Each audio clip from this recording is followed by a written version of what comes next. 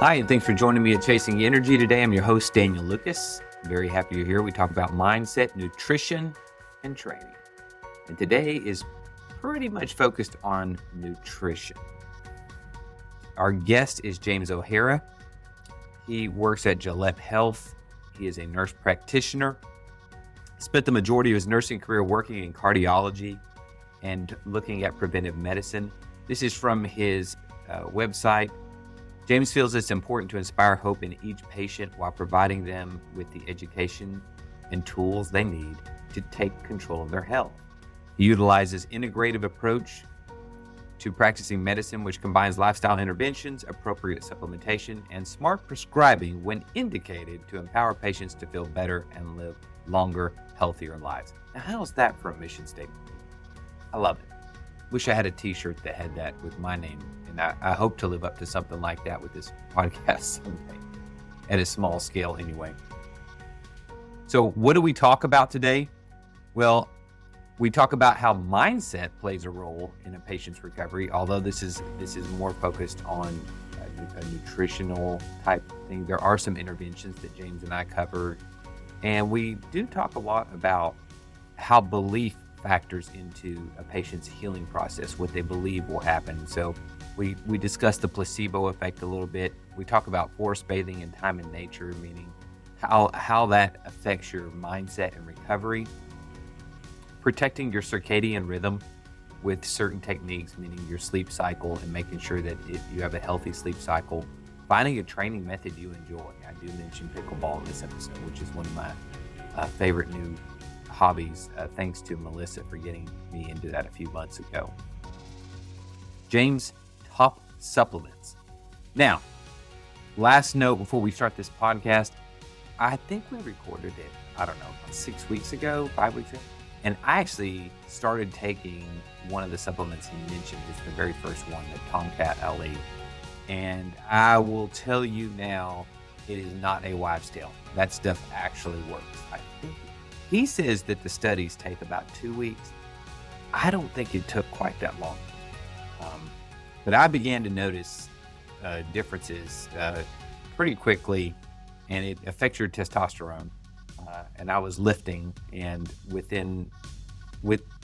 I definitely noticed a difference. I've actually gone to just taking it, instead of taking it daily like all the studies do, I only take it on days I lift, and I take a very modest amount because I found that it was impacting me in the gym and outside of the gym. We'll leave that at that. His other supplement recommendations include a case for why omega-3s are becoming more and more critical for you to take in your daily life. And we talk about the role that wild fish plays. Creatine Monohydrate, no shocker there, but it's a solid staple in your supplementation routine. Even if you're not lifting very much, it's now being studied for a lot of its cognitive benefits. I hope you enjoyed this podcast. If you haven't left a review already, what are you waiting for? We have a newsletter that's going to be live shortly, where I hope to share a lot of summaries from these episodes. And the website, which is going to have all the episodes and all the transcripts on it. And probably before Christmas, I'll be sending out links on that. So I hope you'll visit it and bookmark it, or anytime you want to reference an episode, you just pull it up there. Please share your thoughts on this episode and follow the podcast. Thank you so much for listening to Chasing Energy. James O'Hara, thanks for joining Chasing Energy from Kansas today. Yeah, Daniel, thanks so much for having me on. Very excited to be here. Oh, yeah. Tell us about yourself, James. Yeah, so I am now a nurse practitioner, and I work in the health optimization space. And health optimization is kind of encompassing of preventive medicine because you can't really have one without the other. So what I'm really looking at is how can we help people live healthier, happier lives and prevent chronic disease from ever developing in the first place.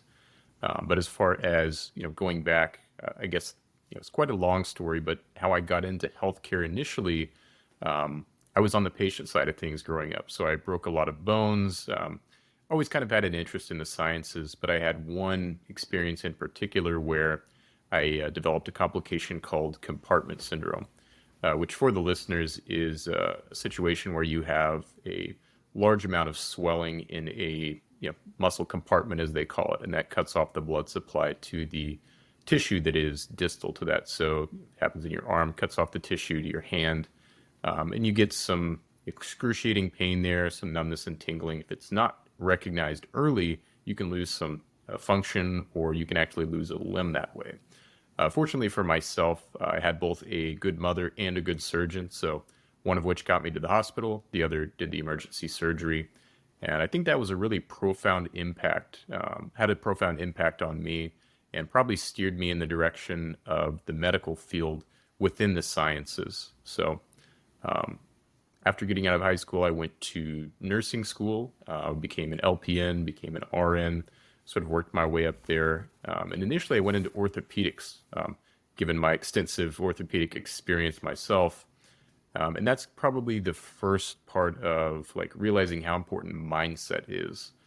Because when I see these patients, I was doing a lot of joint replacements at the time. These are still very, they're doing a lot of these procedures. And you would see people, they were doing their, pre-surgery exercises, getting ready for a, speedier recovery that way. And then they'd go in, they'd have their surgery done. And every patient told me when they woke up, there was pain, but it was a different pain. It wasn't that pain that they were feeling before where they just know this is going to get worse and worse and worse. Every day they knew they were going to be getting a little bit better. So that was really like a aha moment for me, where that mindset that someone has around a situation can really dictate a lot about their quality of life. And you don't always have to have a surgery as a catalyst for that shift. But I think that was one of those early experiences within the medical field, caring for people, that had a big impact on me. Okay, so you're saying that their perception of the impact of surgery changed how they interpreted the pain. Exactly. And it was a different type of pain, but instead of the mindset where, I know this arthritis is going to be worse this time next year than it is now, they're thinking this time next year, the person I'm going to be is the person that can walk down to the mailbox with minimal pain, that can play with the grandkids, carry the grandkids around, because I don't have this limitation anymore. So what it sounds like is they had a higher sense of hope in terms of what their recovery may be and things like that. How often do you feel like that was grounded in the belief of what the surgery did versus what actually occurred? Yeah, there's both, and this is a really interesting topic. So certainly we know that X-rays don't always correlate with the level of function or pain a person is having. A lot of it is, the power of the mindset and how they feel that their condition is going to affect themselves. So some people will have a back injury and they get an X-ray or a CT, MRI, and what is found there is actually not correlating at all with what they're feeling acutely. Mm-hmm. A lot of the pain is from the muscle tension that comes around the muscles that are around that area that they just injured.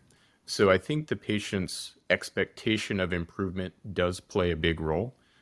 I would wager that if you had someone who says, this surgery is not going to help me, I'm still going to be in pain, that they're going to have a worse outcome than someone who, says, hey, I've seen someone else go through this. My sister had this done and she's doing great, so I'm going to do great too. So that the power of mindset and positive thinking carries into a lot of different health conditions. If you look at even after like open heart surgery or even in cancer patients, mindset can make a difference. And instilling hope is something that I inspire to do in each and every one of my patients. What is a protocol that you would do to instill hope without the risk of inflating the benefits of the particular procedure? Yeah, so that's a good point because I think that like back surgeries in particular for anybody, unless you absolutely need that, you don't want to end up there, because those are some of the people that I've heard have some of the worst long-term. As someone who struggled with chronic back pain for many years, I quizzed a lot of people who had the surgery, and they constantly talked to me out of it. I thought it would fix my problem. Yeah. So I think you have to be fair and balanced, and you'll have people that are on either extreme, right? So you're saying that, this is the magic bullet, it's going to fix everything. Or you have some people who say it doesn't work at all. And I really try to find that middle ground and build that trust with patients, which doesn't happen overnight. If we think about the patient-provider relationship. It's really kind of bizarre where somebody's meeting a total stranger and you're talking about all the details of your health and your life and what's going on. And we know that people don't always tell us everything, but we just try to create a very, open environment, non-judgmental. Go through these, questions. Take a good family history, because I'm looking at really the top two, like, what are the causes of death in your family history? Heart disease, cancer, are usually number one and two. And as the conversation builds, then we can kind of talk about, what kind of interventions are going to get this person where they want to be. And I don't ever like when people conflate claims, like particularly pulling from in vitro data and then extrapolating that to a living, breathing person and saying, oh, well, this was more powerful in this study, so this is going to work for you. Or, they dumped this ingredient on cells in a culture dish and it was toxic, so this is toxic for all your cells. Studies in rats versus humans, things like that. Exactly, yeah. Which rats are a little bit better than cells in a petri dish. But definitely just taking a fair and balanced approach and building trust is probably the foundation for that. Okay, so let's see how we got down this rabbit hole. We were talking about how mindset plays a role in the patient's ability to recover. And how you do that is you start with a rapport, your bedside manner, you build trust by giving them information relevant on actual cases or studies that are relevant to what's being done. But the idea there is that you're giving them hope that this will, in fact, improve them. You're kind of highlighting, and you're much more medically trained than me, but this is an example of, when you talk about the placebo effect. A placebo is often interpreted as, well, that means nothing happened. And that's not true, because a placebo effect means the patient had the belief that something would happen, and it is statistically viable in many cases in terms of what their belief of that this treatment or thing will cause. So you're leveraging belief into the healing process. Tell me a little bit more about some of the common practices you do. You said healthier and happier. So I wanted you to kind of elaborate on both of those, but go ahead. Yeah, so for, healthier and happier, I think those go hand in hand.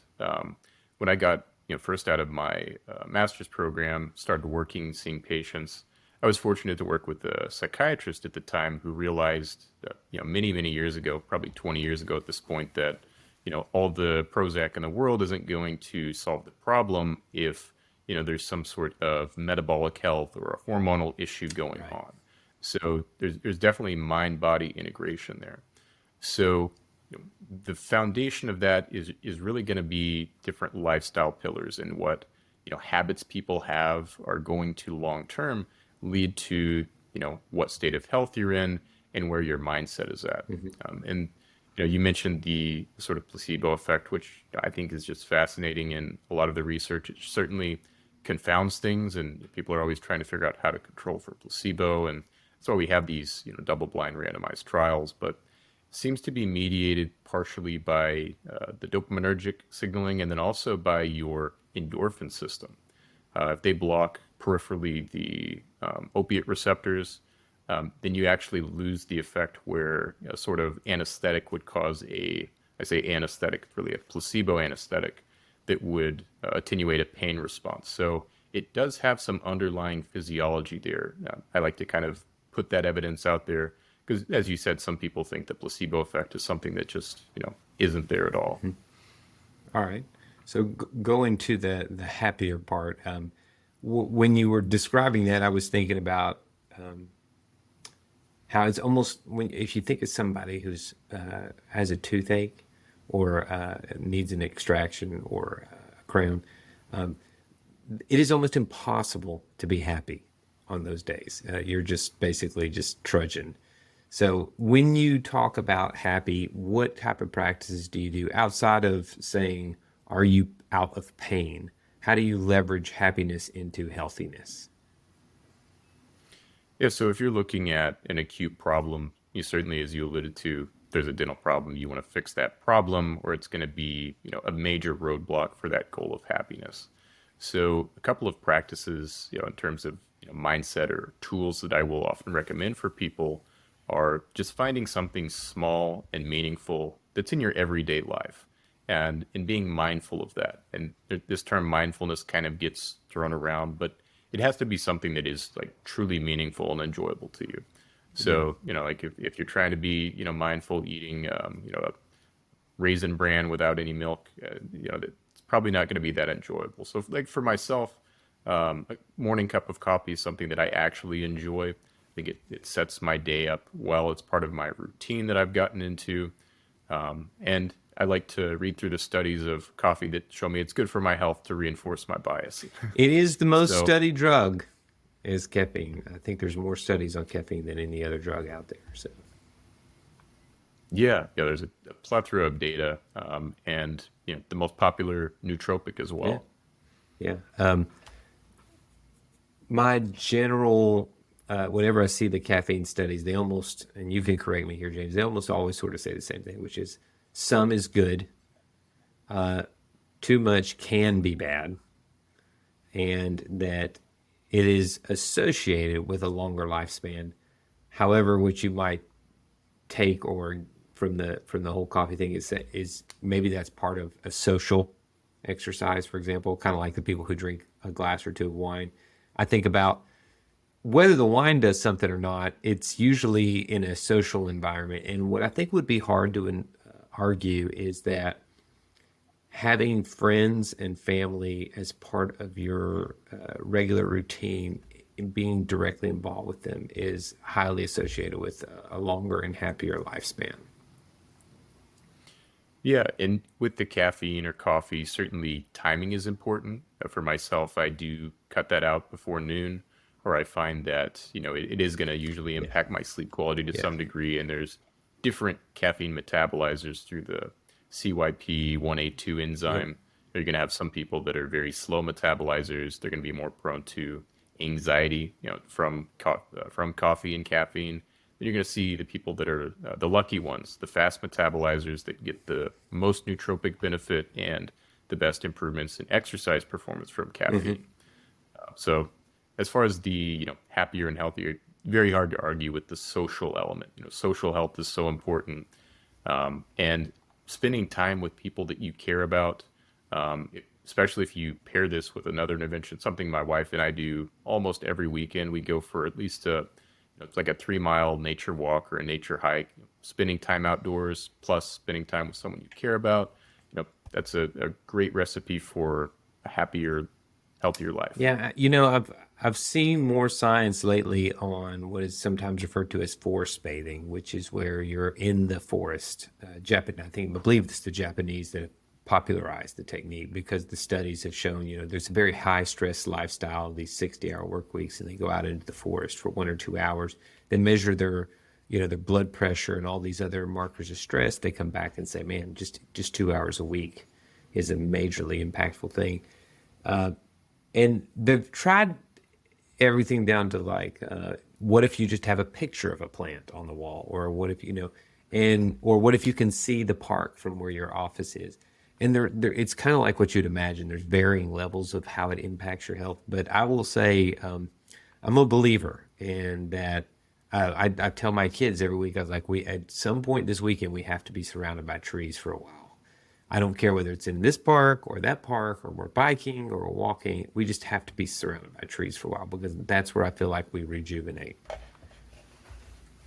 Yeah, I totally agree. And you see this with more green spaces trying to be incorporated into urban Yeah. areas.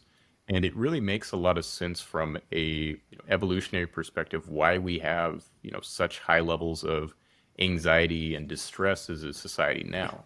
Because a lot of people are in these urban areas. There's not those reassuring cues from nature, like bird song, for example. Just as you talked about, piece of that data. If you have someone they listen to Yeah. bird And song, just seeing this it's and going to just reduce. looking out your window and seeing what part of the day it is. I think when you're I once worked in the office I work in now does not have a window, but I once worked in a basement IT. It was called the command center, and you were surrounded by center block 9 hours a day. And I after a month in that thing, I was going, this is not going to work out. I kind of timed it, but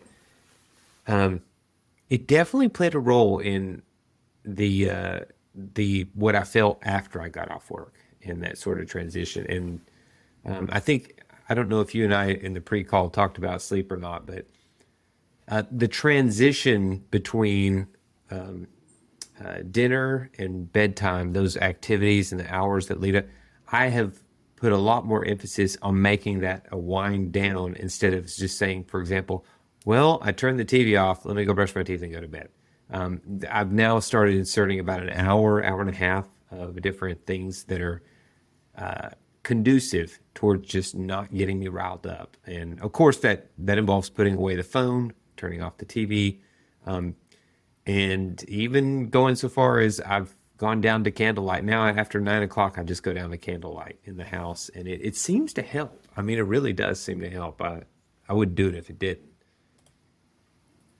Yeah, that circadian programming is really important. And I worked night shift for probably about 5 years when I was working as an RN, and that is the total opposite of what we're supposed to do as a species in That's right. terms of our wake and sleeping cycles. And I thought I was doing okay. I like functioned pretty well. I'd flip back and forth from days to nights. And then, the more I was, looking into things, you see higher rates of metabolic syndrome, cancers, blood pressure issues, because you're really just pushing back against everything your Yeah. biology wants to do.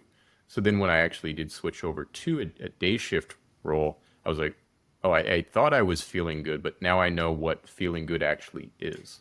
So, it's very powerful whenever you really are living in conjunction with your circadian rhythm, when you can, see what time of day it is, as you mentioned. If you're in a cubicle or in a basement for, 9+ hours a day, that's gonna take a hit to your circadian rhythm and sense of where that is. And screens and TV, after dinner, probably not a good place for those things. And what I recommend a lot of people do is, maybe just some light reading in a separate area, not in the bed, but maybe a seating area, a chair that's, in the bedroom, perhaps. That way you can transition, and it keeps you from, the last thing you want to do before you go to sleep is look at your phone. So, get your alarm set, get your do not disturb on, kind of get into that parasympathetic state where you're ready to go to sleep. And then, there are some tools for people that just have a hard time turning that dial to completely off. So, they're replaying everything that happened during the day, or, oh, I forgot to do this or that. So, it can be helpful to get some of those thoughts out on paper before you go to bed. Even better if you can recall some of the positive things that happened during your day or during your week. And then, there's like square breathing is something that I've found people have a lot of success with for kind That's a of cool four manually four four. dialing Are you over talking that. about? Yeah, and you can kind of, I have people, 444 is a good place to start. Sometimes I'll have people do 333, and then kind of build out to longer and longer pauses. And then, before they know it, they're kind of subconsciously doing it and they drift off to sleep. I've always heard about, progressive muscle relaxation, but never did anything for me. I still have people try it because I'm a tool guy, and I like to give people, a number of different tools for whatever goal they're trying to Right. accomplish, because it's definitely not one size fits That's all. right. That's right. Talk to me a little bit about when you talk about exercise protocols for people and how you sort of find the sweet spot for what they will or won't stick with. Yeah, and that's an important part, because you can write somebody the best plan in the world, but it's got to be something that's sustainable and realistic. So the first part of that is I'm asking somebody, where are they at as far as exercise right now. So you'll hear some people say, oh yeah, I exercise every day, and it's okay. Specifically, what are you doing for exercise? Because maybe that's just like going on a walk with their dog, or going on a walk with their wife, that sort of thing. And are they actually sweating when they're exercising? Like, what is the intensity level? And, are they incorporating any resistance training? So kind of figuring out what their baseline Yeah. is helps me build out those next steps. So if I've got somebody who is, let's say they're just walking the dog, do that a couple times a day. Oh, we definitely need to get started on some resistance training. The sooner the better. And we could start with, body weight squats, some sort of pulling or rowing movement, and then some sort of pressing movement. If this person's never been in the gym before, You're going to hit all the major muscle groups. And a lot of times I'll have people, if they have the resources to, consult a personal trainer or, find things online about what exercises are, safe to do. Because not everybody needs to be doing, super heavy squats, super heavy deadlifts to get, 80-90% of the benefits they're looking for. And then in terms of, what we can build towards, I don't tell everybody, right off the bat, okay, you've got to get 3 hours of aerobic exercise in every single week. If somebody is pressed for time, they can increase the intensity a little bit. And there's some data there with the high intensity interval training that maybe promotes a little bit better arterial function, but got to be mindful of somebody's fitness level so that we're not causing injuries. That's right. So Yeah. a lot of times it's just building that base. Like, okay, can you do 1 hour per week? Low intensity. We'll hear people talk about kind of zone 2. Yeah. So it's a little bit different for everybody and their age and what their max heart rate really is. But somewhere between 130, 140 beats per minute if somebody's got either Yeah, a I bike. tell people zone 2 is like 5-6 words without a breath. If you can, start talking about your day and you're not panting while you're doing it, you're probably in zone 2. I call it the conversational jog pace or whatever. But Yeah, and that's a really good threshold. Some people will go as far as getting the lactate testing done to see precisely are they in zone 2 or not. But I think just tying it to something like subjective, like easy conversation, or objective, like their heart rate on the Apple Watch or whatever it may be. It's a good way for people to kind of set that benchmark and then build from there. I can't speak. Ideally, I'd love. Yeah, go ahead. Yeah, ideally, I'd love to see everyone, getting that 3 hours of aerobic activity in every week, whether it's a bike or whether it's playing pickleball or basketball or tennis. Just find something that you enjoy, and then build from there. Yeah, and when you first brought this up with the patient saying, well, I'll walk the dog once or twice a day, the first thing that I thought of was, well, how far is that walk? Because there's some people will walk for 10, 20 minutes at a time. Some do 3 or 4 minutes. Not a lot of steps. Anyways, in the pickleball thing, that was the other thing I was going to say was I've started taking that sport up, and I have to agree, the time flies, and you stay busy the entire time. It's a great sport. I'm not good at it, but I love the idea of being more in a state of focus and flow while I'm exercising. I do enjoy that. I have a rowing machine, but it's almost impossible to get into a state of flow on a rowing machine. I'm not able to do that. Yeah, and with the group exercise sport, you're getting that social health aspect we Exactly. talked about earlier too. For me, the only way for me to consistently do it is to have either a treadmill or an exercise bike in my house, and then I carve out time every day well, not every day, but every week to get those 3 hours in. Usually it's 3 days a week. I'm doing about an hour of that kind of zone 2 foundational aerobic exercise. Okay, that's good stuff. For me, it's biking this year has been the year for biking for me. Even when I was an Ironman, I didn't enjoy the biking part. I just sort of did what I had to do on the spin station and the group rides. But this year, I've sort of stepped back from running, which I normally is my big sport, and I've really enjoyed it. But that part of that is less about the bike or anything, but we have some great paths here in Chattanooga where it's private. There's no cars, which was always my issue with training. I was like, I don't want to share the road with cars. It's just someone gets hit every week. It's good to hear how you leverage that. Tell me, James, it's a question I've been sort of pinging my guest with lately.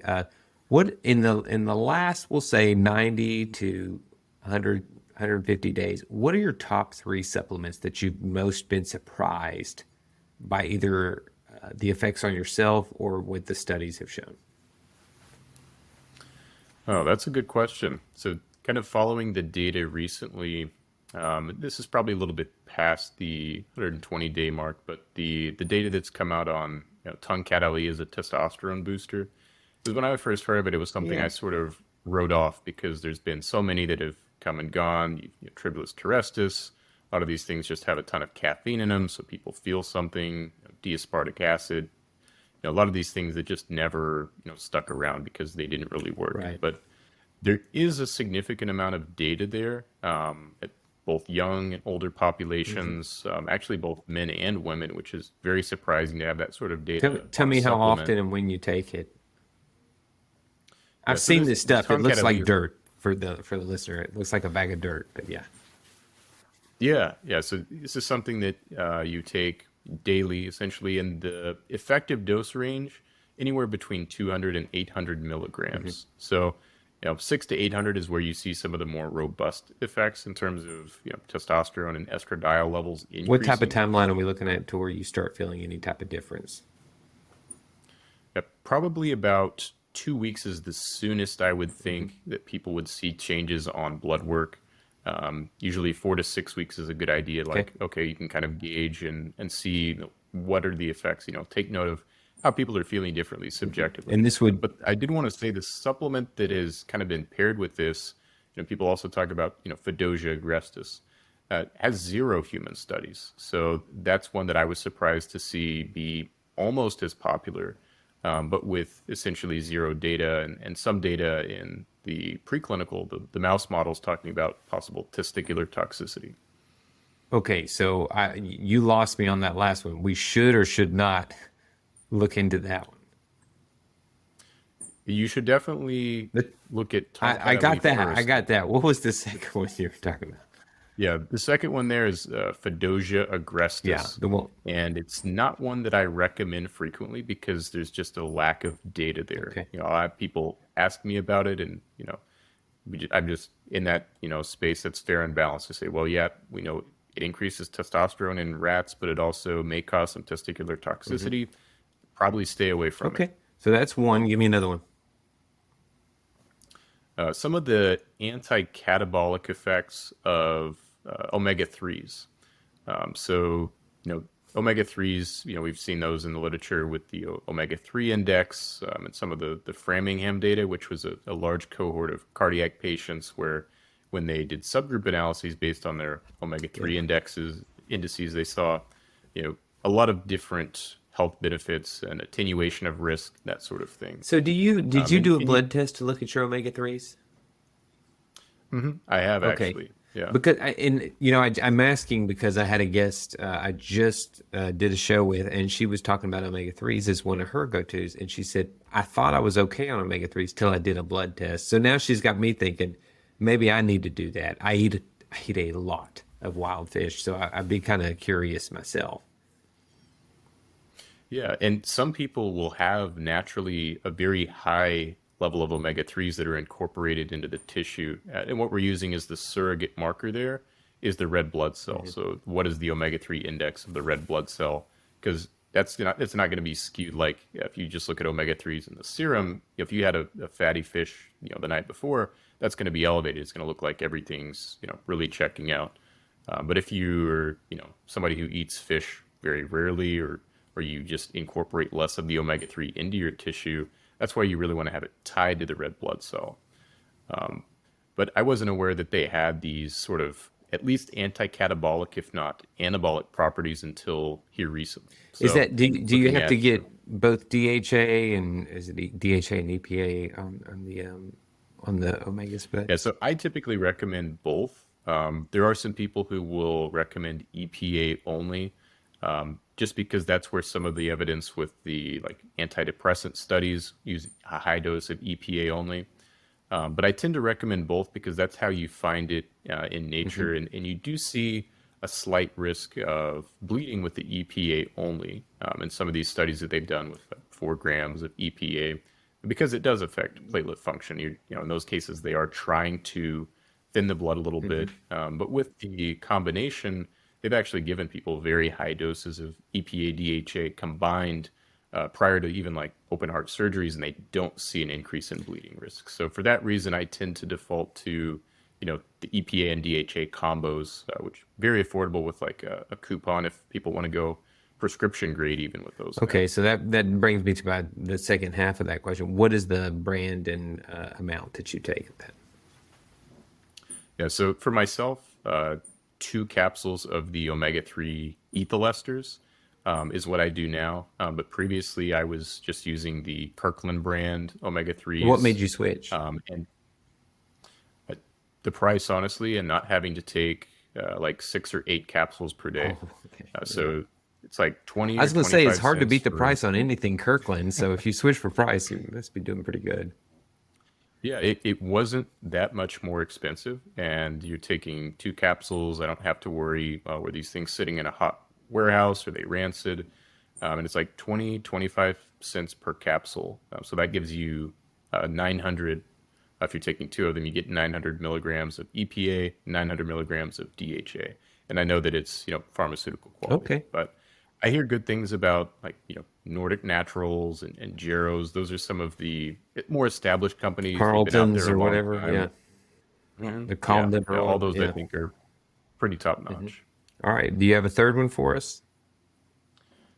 Probably Oh, creatine. yeah. It's hard to beat, man. Again, That's because like the I third think most this is, studied supplement of all time. But yeah. yeah, because of the like extreme safety profile that it has. It's got so much data on it. It we've known for a long time it's going to improve exercise performance. You're going to be able to squeeze out more reps, and that's going to drive more progressive overload. It's not magic. You still have to lift the weights, but more so for the potential, mental benefits that I've are been there. hearing this more lately about the cognitive benefits of creatine. Now, what I still don't understand, or I shouldn't say I've concluded on, is what the best time of day to take it is. I've heard you should take it with some carbs, and whether it's before or after the workout, I don't know. But it would seem like for cognitive benefits, you would want to take it earlier in the day. What are your thoughts on that, James? Yeah, I would tend to err on the side of just making sure you're getting it This is consistently this every is like day. your exercise Yeah, recommendations. Yeah. yeah, but yeah, early in the day I think makes sense because I Five certainly grams, wouldn't right? You recommend stick to people. 5 grams.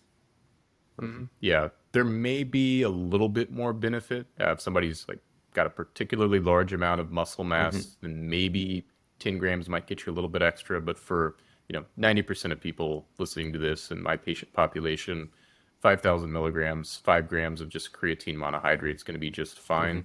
I would tend to take it earlier in the day, just because it does seem to be a little bit pro-dopaminergic.